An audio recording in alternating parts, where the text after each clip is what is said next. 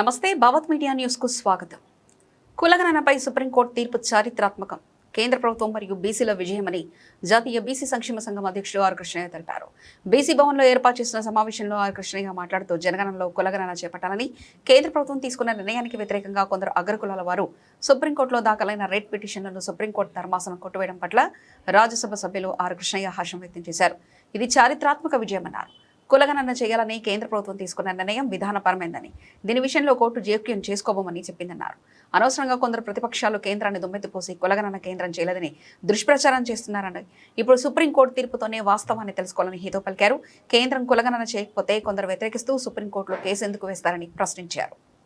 కేంద్ర ప్రభుత్వ పాలసీ ఈ విధాన నిర్ణయం, దీని ద్వారా సమాజంలో మంచి సమానత్వం వస్తుంది, ఏ కులాన్ని వెనుకబడినా వాటిని అభివృద్ధి చేయడానికి వీలవుతుందని చెప్పి సుప్రీంకోర్టు ఒక చరిత్రాత్మకమైన తీర్పు ఇచ్చింది. ఈ తీర్పు ఏ సందర్భము?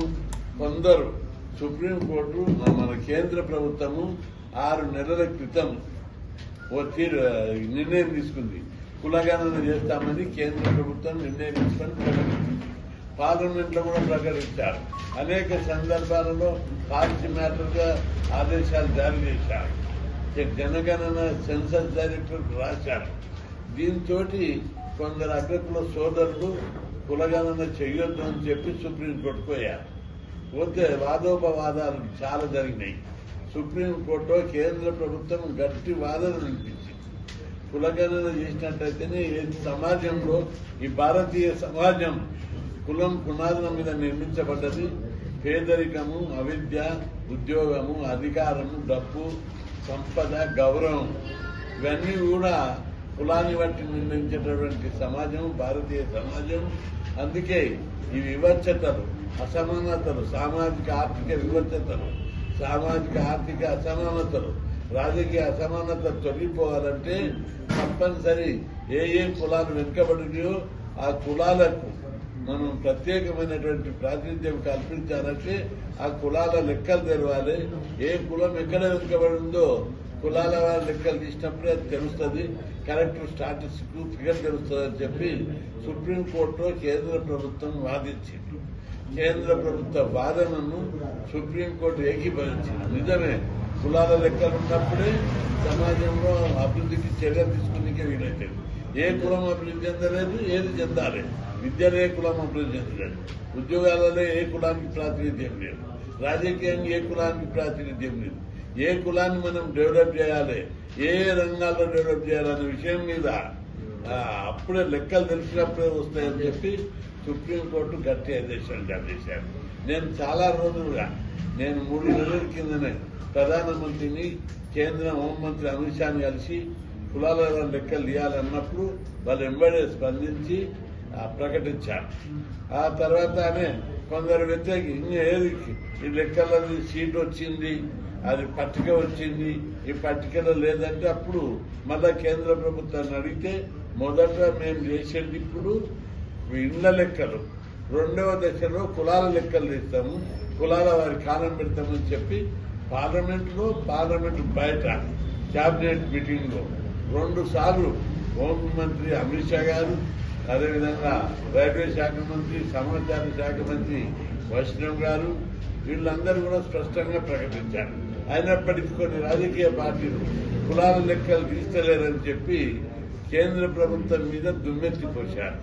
ఇప్పుడు నేను అడుగుతున్న అందరినీ, మీరు కులాల లెక్కలు తీయనప్పుడు ఇప్పుడు కొందరు సుప్రీంకోర్టుకి ఎందుకు పోయారు?